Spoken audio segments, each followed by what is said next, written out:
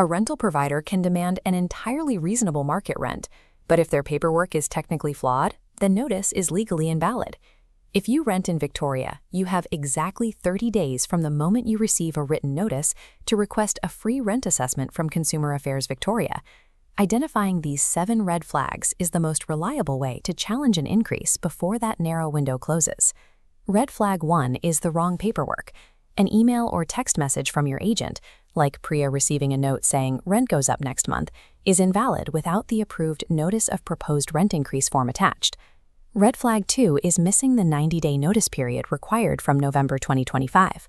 Mailed notices must include delivery time before the countdown begins.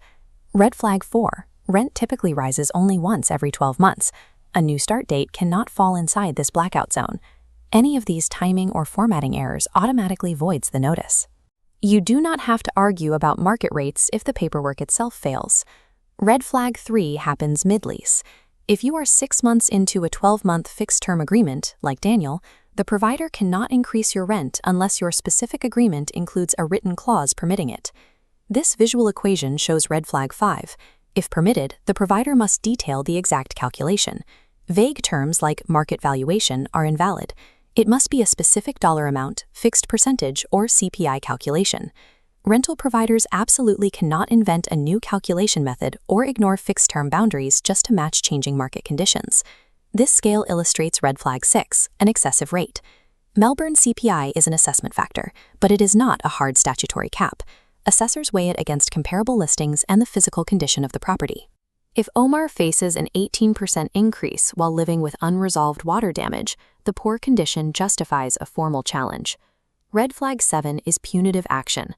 A provider cannot raise your rent as a penalty for requesting repairs, and an ordinary periodic rent increase does not allow them to demand an immediate top-up to your bond.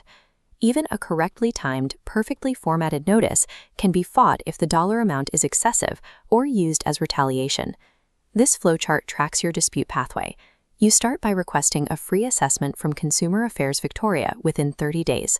If the provider refuses to lower an excessive rent, you take the report to Rental Dispute Resolution Victoria, which assists with progressing to VCAT for a binding maximum rent order. While you fight the dispute, tenancy advocates recommend paying the proposed increase. If the increase is later found valid, withholding the money puts you in rent arrears. Following this legal framework gives you the option to seek a refund for extra rent paid without risking your housing security over unpaid bills. Save the notice. Record the date you received it. Check the form, the 90-day timeline, and your lease terms. If you spot a red flag, request your CAV assessment within that 30-day window. Confirm your accommodation category and always seek formal tenancy advice for your specific situation.